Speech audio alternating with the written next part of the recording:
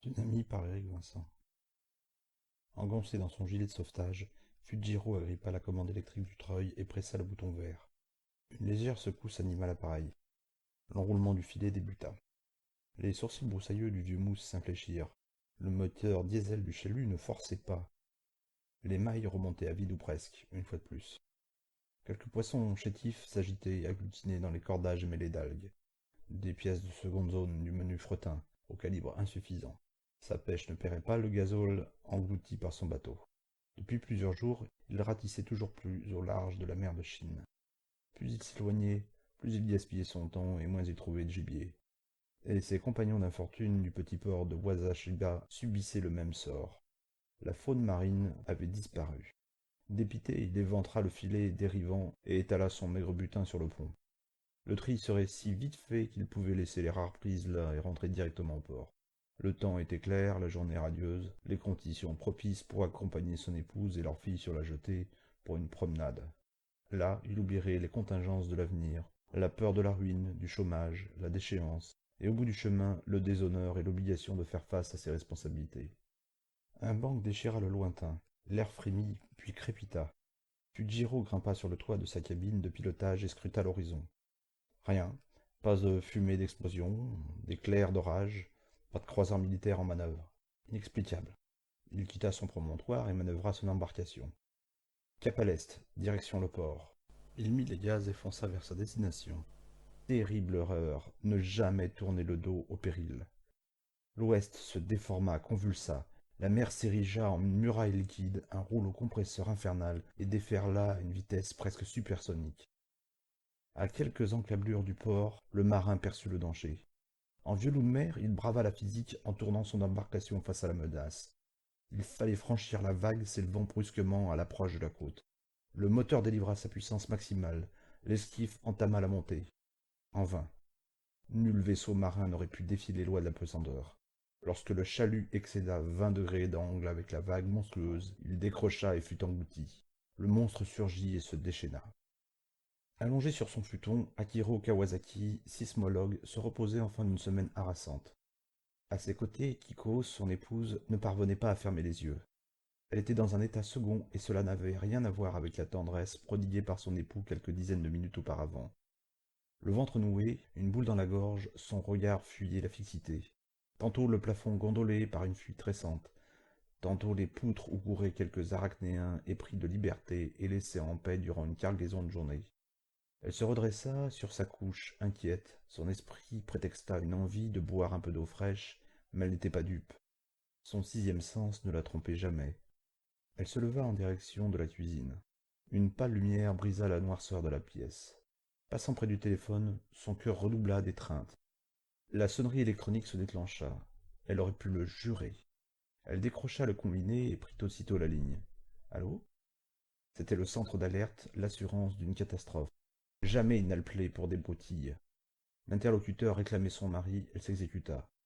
Elle revint dans la chambre et éveilla son homme avec une exquise douceur. Il ouvrit les yeux, découvrit son visage impavide, et en déduisit la gravité de la situation. Il prit l'appareil qu'elle lui tendait. Akiro-sensei, c'est Yorushi. Que se passe-t-il? Un tsunami a ravagé le petit village de Wasashiba. Il y a eu 153 morts sur le coup. Il y a au moins 200 disparus emportés par les flots. Où le séisme a-t-il eu lieu? Quelle est sa puissance sur l'échelle de Richter? Eh bien, Akiro... Oui? Il n'y a pas eu de secousse tellurique. Le sismologue éloigna l'écouteur de son oreille, interloqué. Pas de tremblement de terre. Rares étaient les vagues sans explication liées à la tectonique des plaques. Des effondrements de digues, comme celui de Nice dans la baie des Anges en octobre 1979, ou des glissements de montagne dans la mer pouvaient générer une déferlante, mais rien qui puisse engloutir des dizaines de kilomètres carrés. J'arrive. Il raccrocha et s'habilla en toute hâte. Les sismographes du Japon n'indiquaient rien d'anormal. De ci, de là, il y avait quelques menus frémissements, tout à fait classiques pour l'île extrême-orientale assise sur de multiples contusions terrestres, en faisant une poudrière potentielle. Les plus hautes éruptions de la Terre dans les dernières 48 heures culminaient à 2,3 sur l'échelle de Richter et ne correspondaient en aucun cas à la tranche horaire du tsunami. La Chine, plus proche voisin du pays du soleil levant, n'avait pas noté de soubresaut dans l'écorce de la planète bleue. Akiro et son jeune collaborateur Yorushi compulsaient les données dans leur data center couplé à des supercalculateurs. Invariablement, les machines convulsaient et calaient. Aucun modèle mathématique, gavé des informations les plus précises, n'éclaircissait le phénomène. Face aux exigences d'information par la presse, les médias, la hiérarchie accentuait sa pression sur le tandem d'experts. Le peuple réclamait sa part légitime d'explication afin d'entreprendre son deuil. Le directeur avait sommé le professeur Kawasaki de fournir sa réponse dans l'heure, même s'il s'agissait d'un mensonge. Pourquoi mentir? Pourquoi affabuler? Le grand patron détenait-il des éléments inconnus? S'agissait-il d'une expérience militaire, d'une arme nouvelle, d'une explosion nucléaire secrète? Akiro en perdait son latin. Yorushi, rivé sur son ordinateur, cliqua sur l'ouverture d'un message. Il comportait un lien. Il l'activa et renseigna plusieurs niveaux de mot de passe. Des photos du satellite de surveillance Honshu 3 défilèrent à l'écran. Monsieur, j'ai les images demandées. Il fit basculer l'affichage sur un énorme plasma d'une célèbre marque nippone. Il les passa en observant de longues pauses destinées à éveiller l'avis éclairé de son chef érudit. Infrarouge, ultraviolet, caméras sophistiquées, radars, Doppler, larges bandes d'ondes étaient sollicités pour passer l'astre au crible. Chercher l'origine de la vague meurtrière dans des centaines de milliers de kilomètres carrés revenait à chercher la fameuse aiguille dans une botte de foin. Le savant eut une interrogation. Qu'est-ce que c'est, ça? Quoi, monsieur? Revenez en arrière, là. Oui, la masse sombre dans le coin gauche de la photo. Je ne sais pas, monsieur. Un écart de température ou une fosse sous-marine? Non, ça, c'est un cliché de radar non retouché. Cherchez les agrandissements. Oui, monsieur. Akiro tenait une miette, mais cela suffirait-il à reconstituer le pain, le boulanger, le four, la boulangerie?